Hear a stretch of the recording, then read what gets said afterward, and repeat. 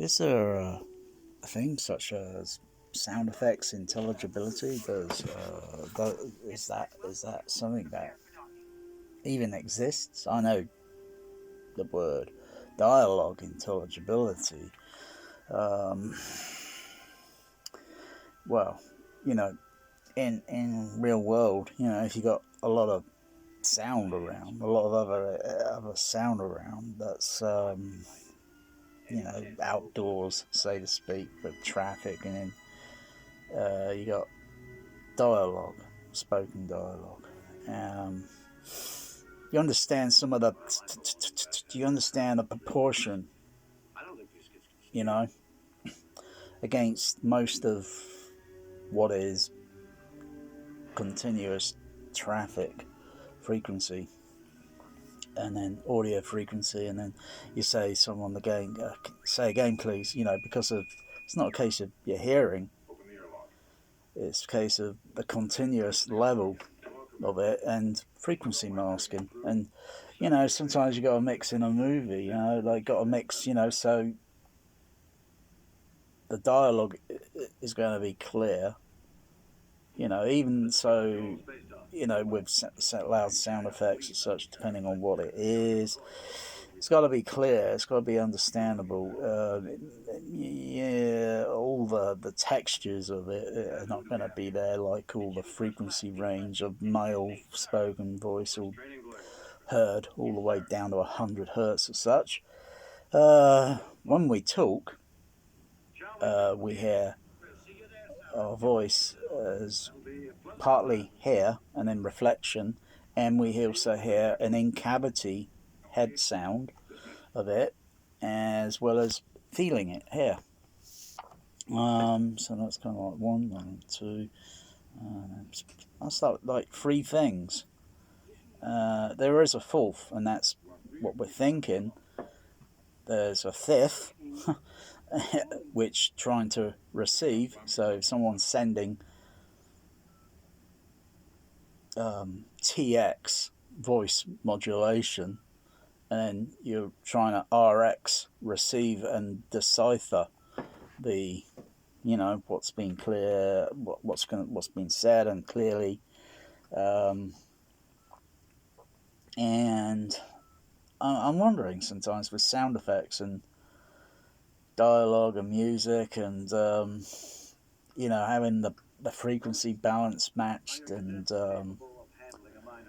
sometimes it may be a fault on a sound mix. Star Trek to the Wrath of Khan is it's a little bit it's got some snags, and I'm thinking, is it my, no, it can't be, because I've level checked all that, and there will be proportions of the room at such round certain angles where a frequency may be a little bit, but if I would listen on headphones, and I'm thinking, well, I'm still finding that sound effect over that channel there a little bit hard to hear. I know there's some clarity in it, some texture and details in it, and the other channel just seems a little bit higher in the level, and therefore goes in, you hear it, and I perceive it as frequency masking, and thinking, yeah, okay, I'll try something. I'll swap the channels around on the DCX, and so the right channel will play over on the left, and the left will play over on the right, and play something again. Oh, I can hear that clear. Okay. Oh, look at it again. Okay. Is it the levels? I look at pink noise. Pink noise playing at continuous spectrum, and there's also narrowband pink noise, third octave, and you got different bandwidth of the pink noise that's playing, centered on a frequency, and you can widen the bandwidth out and such, and then I can monitor it on, say, like the SPL meter, rather than the microphone, because I could put the microphone there if I want to, but I can look at the SBO and look at the average of what it is, and then think, and I'll just put a PEQ filter there, and just notch it down a little bit, and give it another listen. Because I want to hear sound effects clear. I want to hear the intelligibility of sound effects. The timbre matching, timbre. I want to hear a nice but I'm thinking it's still the mix. I know the mix is faulty. It's got some soundtrack damage on it that hasn't been fixed in over 20 years. Where they got the print from, because obviously would come off the 70mm mag. Wouldn't be digital, it would be stored digitally, but they need to go back and get a different print that's not damaged. Whether it's in a vault, I don't know. Whether that damage is in the vault, what they used, and someone's not heard it very clearly. It's gone over their head, so to speak, and they think it's okay. That's a little bit. It's like Star Trek 4. It had a stem track, part of the track element that didn't have clear intelligibility, and it when the sound panning of a cyclist passing by, Captain Kirk, Mr. Spock passing by, you hear the gears and the derailleur, the chain and that on the bike going tick, tick, tick, tick, tick, tick. And as it's going past on stage, coming in on stage left, going over the centre stage, panning nicely, and then going into right's channel, and then it's like, oh gosh, I can barely hear it. Is it my hearing? No, put the headphones on, give it a listen, give it a really close listen. Can't hear it still. I can hear it over as it's going from left to centre, but when it goes into right, it's like, weird, strange. I can hear all the other sound effects, such as like a fishing rod being cast out, and you hear the spool on the rod makes that as it's going out, and then you hear the little float. Impossible to hear in real life, and yet they make it so clear in the movie, and you hear it going plop in the water, like plop. I don't know, it doesn't make sense because I can see the background and how it's filmed, and it's windy, and those waves are a little bit choppy. You wouldn't hear it because that line would be cast out at least over 100 foot. If it's a really good cast out, it'd be about because I can see how low the water is in the bay area, but they're not really fishing in the scene, obviously.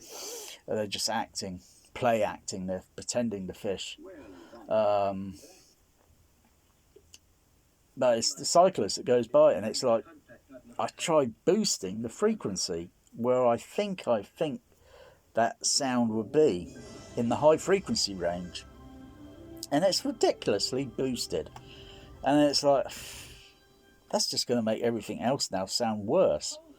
Any other sound effect that comes in around that frequency is going to be like too high and distracting and off-putting. It's not,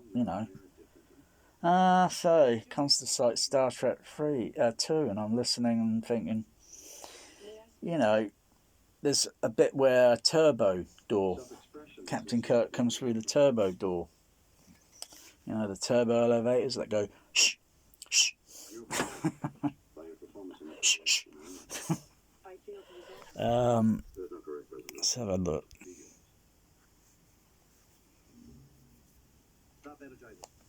It's that scene here. So when he enters bridge, turbo door on centre stage, and then as he walks out, and then the camera's panning, you do this typical cliche in film, it's moving away, okay? It's moving, that door has kind of moved from there, and it's moving over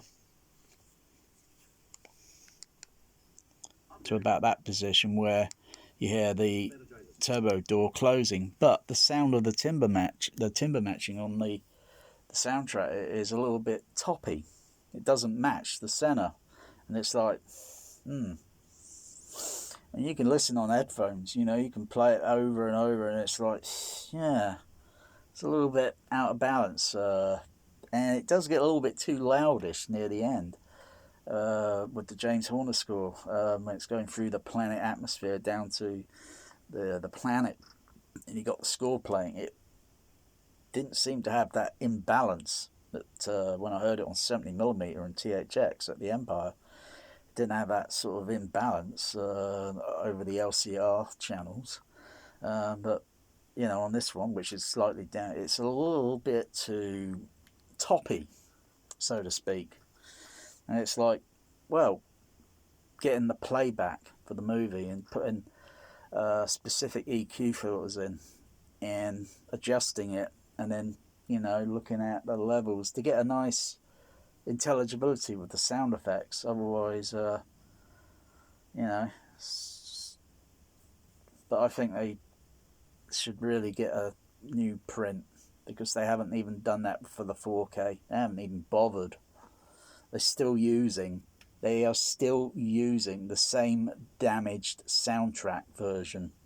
They might have remixed it 7.1 or, but they are still using the same damaged soundtrack. They need to do it fresh.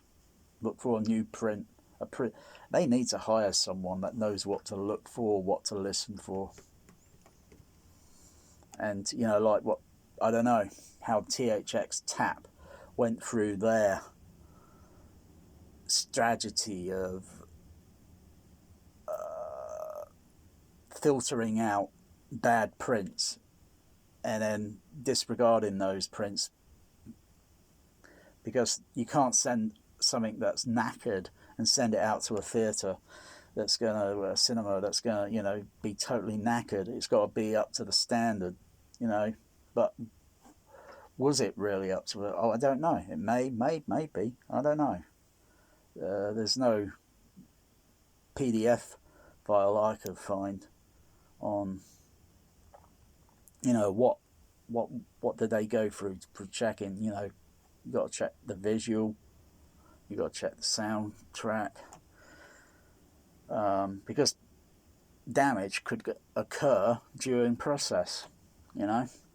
Probably the original, is probably spot on. It's probably spot on. But I'll be very surprised if it was slightly a little bit out, and think, because I listened to the Turbo Doors in the TV show, the TOS remix on DVDs when they came out, and the shh of the Doors, it got a nice, perfect, almost too clinically perfect, where it's on, like, it makes that sound when it opens, that kind of sound. I'm trying to articulate it with my nose. Oh, almost made my ears pop. Makes that sound when it opens, and then when it closes, it's a slightly different, but almost similar when it's off screen and you hear the door closing.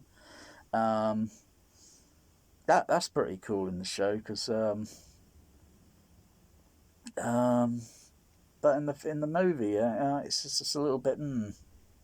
But in Star Trek: The Motion Picture, that's where you first hear those doors, shh, shh, left to right, center, and such. You could fantasize maybe, those doors maybe in mono on TV, when they were on TV. You could probably fantasize, but yeah, sound effects intelligibility, proper timbre matching, or evaluating. I'll do my own evaluating and get it spot on for my playback here, and then it's kind of like, oh gosh, I'm not writing this down. I should be writing it down, putting it, what PEQ filter I use, because the PEQ filters, I can use up to about 9 of them. over the LCR. The average on the which I wouldn't even use on the graphic EQ, because if I'm using the 5-screen channel, if I make any uneven frequency response adjustments, you know, say like 1 kilohertz down so much dB, the left channel maybe only have the 2 kilohertz down, any imbalance like that, and then it just causes the decoders here to not translate very well.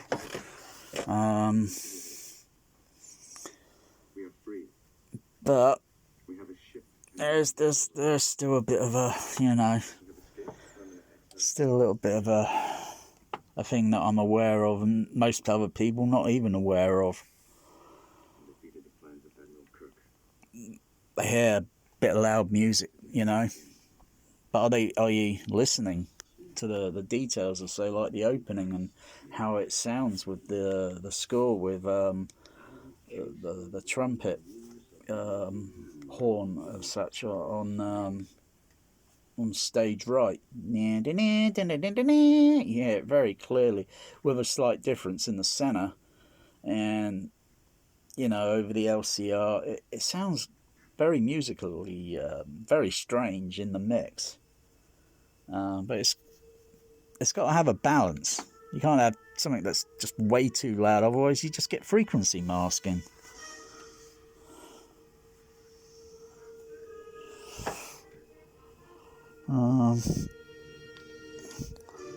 Because I've only put a few filters on.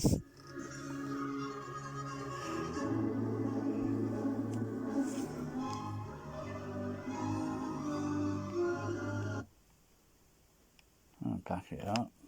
Go to the right channel.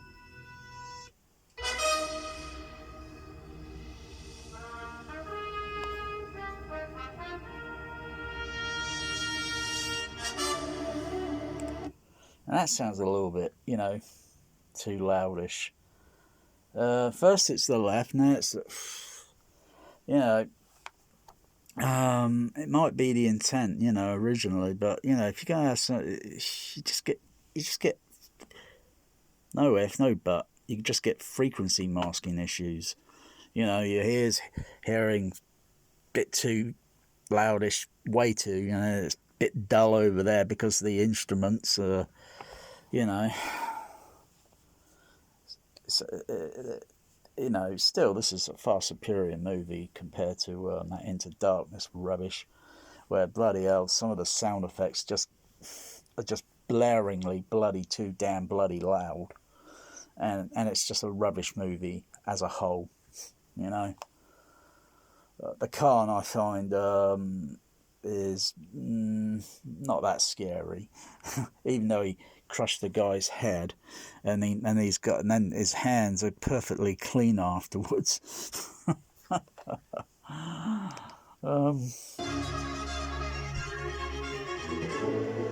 Put the center in.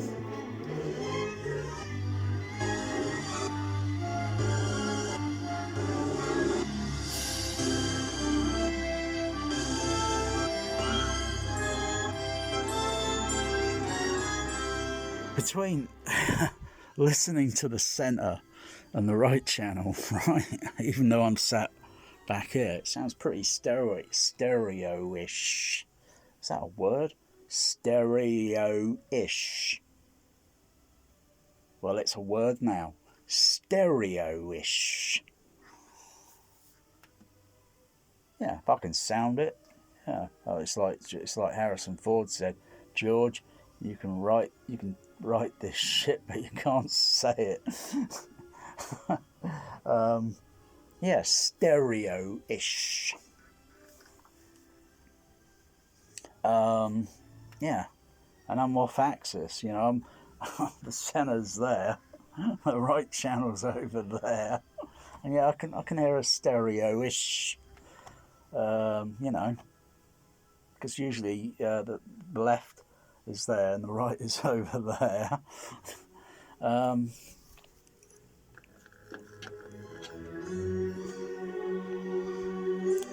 So So I'll just put the left back on. It's a little bit.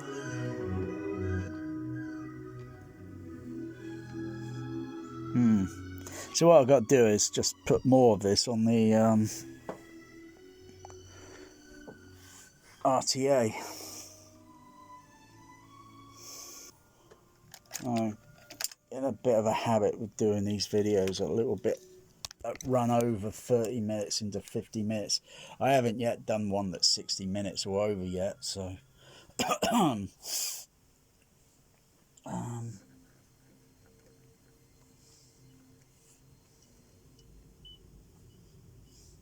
log.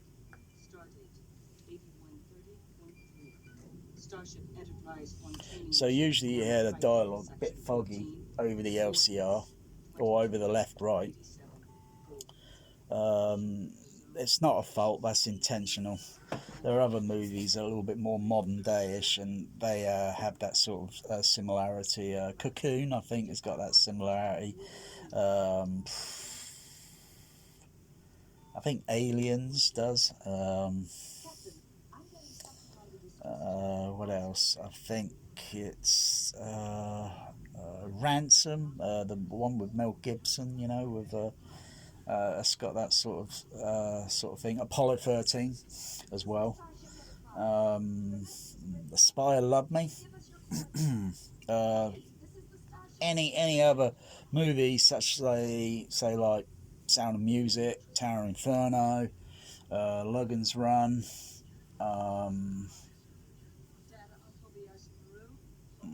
South Pacific, you know, they have that sort of similarity.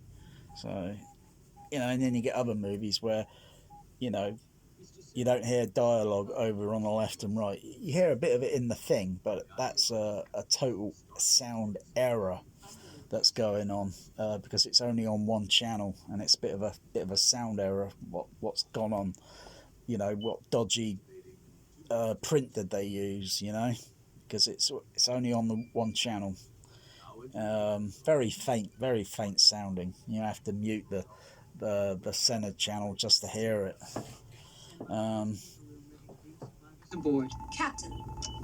To put the other channels on. Sensors indicate 3 Klingon cruisers. That's going direct, so it's not going through the microphones. Visual. Battle stations. Activate shields. Shields activated. Inform the Klingons we are on a rescue mission. They're jamming all the So if I go over to RTA, bypass the PEQs. So I'm just going to turn them off.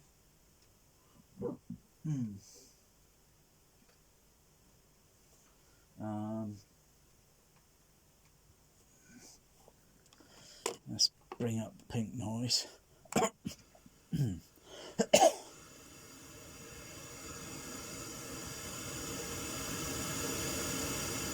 That's going on the amplifier return, so it's not going on the direct. I maybe want to go on direct processor. Right, that's on processor. I'll turn that down to there.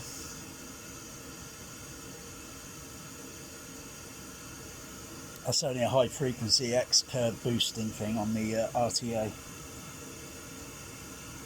Otherwise, if I go to the THX amplifier return, frequency goes up a bit because it's using a high frequency boost, a screen channel boosting.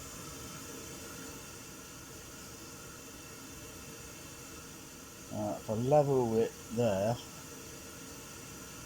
okay, it's level.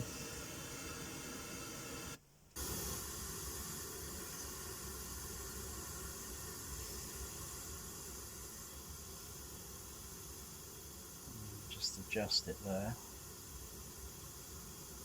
Okay, that's level.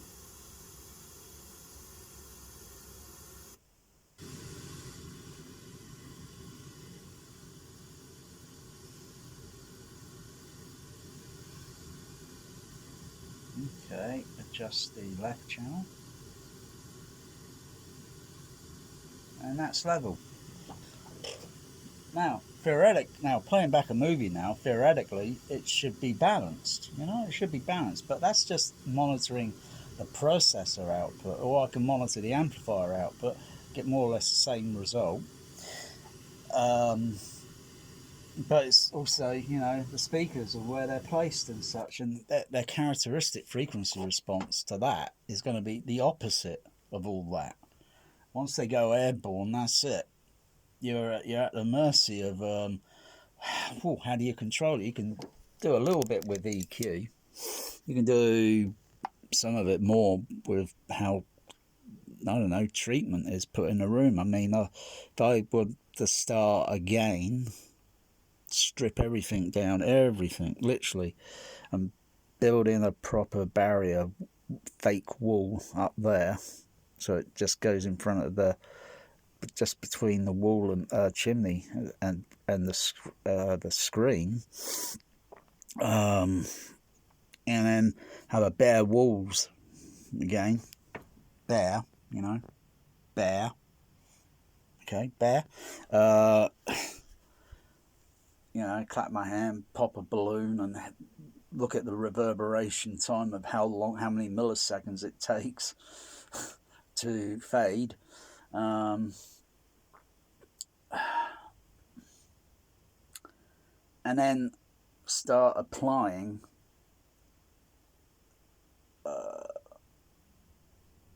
treatment on the walls. Obviously, I've got to make it, you know, so it doesn't have a slap echo. I think the first thing I'll do is I'll probably abandon wedge tiles, and I'll probably go with something a little bit more flat. So it's a bit of foam that's flat, so it's still absorbent, and it's going to, you know, not get a slap echo when I clap my hand. And then start applying on top of that material some other type of, you know,